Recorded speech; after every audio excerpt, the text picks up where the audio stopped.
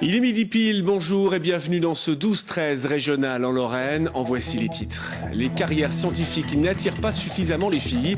La Commission européenne vient de mettre en place une véritable opération de séduction appelée Shadowing Day qui permet à de jeunes volontaires de suivre une scientifique dans son travail.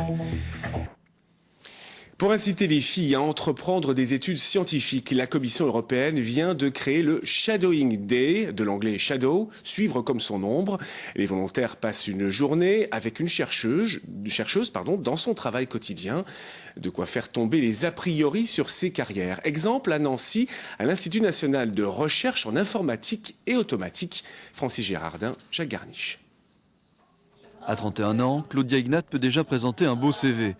Ingénieure et docteur en informatique, la jeune Roumaine a étudié à Zurich avant d'arriver à Nancy en 2006.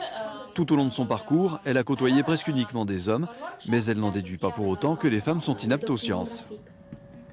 J'ai vu aucune différence entre des femmes et hommes concernant la compétence. Par contre, quand j'ai étudié à l'université, nous avons eu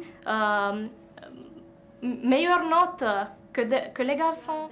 Encore faut-il que les filles en soient conscientes. C'est dans ce but que Claudia accueille des lycéennes pour leur expliquer et surtout leur montrer ce qu'est le travail d'un chercheur, ou plutôt d'une chercheuse, en informatique.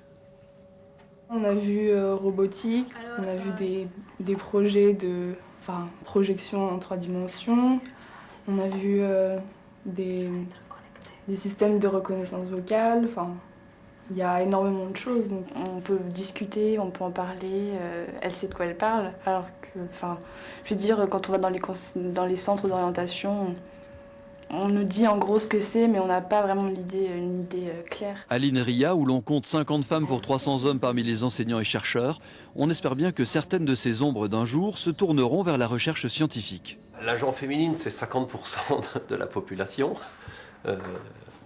Grosso modo, d'accord, ce serait quand même vraiment stupide de se couper de 50% du potentiel scientifique de notre pays.